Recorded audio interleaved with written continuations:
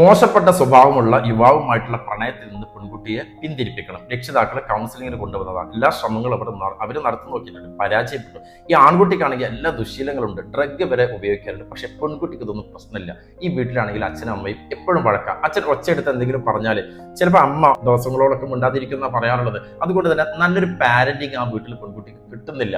എല്ലാം ചെയ്തു കൊടുക്കാറുണ്ട് മക്കൾക്ക്. അതിനപ്പുറം അവർക്ക് വേണ്ടത് അവരെ നിങ്ങൾ പരിഗണിക്കണം, അവരെ നിങ്ങൾ ചേർത്ത് പിടിക്കണം, കെട്ടിപ്പിടിക്കണം, ഉമ്മ വെക്കണം. ഞാനുണ്ട് എന്നൊരു ബോധം അവരുടെ ഉപബോധ മനസ്സിലേക്ക് കണക്ട് ചെയ്യപ്പെടാൻ അത് കാരണമാകും. പെൺകുട്ടികളോടൊക്കെ ആൺകുട്ടികളോടൊക്കെ നല്ല ഭംഗിയുണ്ട് നിന്നെ കാണാൻ, നീ ഞങ്ങൾക്ക് ഏറെ പ്രധാനപ്പെട്ടവളാണ്, പ്രിയപ്പെട്ടവനാണ് എന്നൊക്കെ പറഞ്ഞുകൊണ്ടിരിക്കണം. ഇതൊന്നും നിങ്ങൾ കൊടുത്തിട്ടില്ലെങ്കിൽ പുറത്ത് നിന്ന് ആരെങ്കിലും ഇത് കൊടുക്കുമ്പോൾ ഇവർക്ക് ഇതൊക്കെ ആദ്യമായിട്ട് കിട്ടുന്നൊരു ഫീല് വരും, അവരിലേക്ക് കണക്ട് ചെയ്യപ്പെടും. പ്രണയബന്ധങ്ങളിലേക്ക് കൊടുക്കുന്നതും ഇതൊക്കെ തന്നെയാണ്. ഇതൊക്കെ കിട്ടിയിട്ട് അവരിങ്ങനെ നല്ല സ്ട്രോങ് ആയിട്ട് നിൽക്കുന്ന സമയത്ത് ഇതൊന്നും കൊടുക്കാതെ നിങ്ങൾ പോയിട്ട് ആ ബന്ധത്തെ കട്ട് ചെയ്യാൻ ശ്രമിച്ചാൽ അത് നടക്കാറില്ല. അത്രത്തോളം ഹാപ്പി ഹോർമോണുകൾ അവരിൽ ഉണ്ടായിട്ടുണ്ടാവും. നമ്മുടെ മക്കൾക്ക് നമ്മൾ ഒരുപാട് ഉപദേശങ്ങളൊന്നും നല്ല കൊടുക്കേണ്ടത്.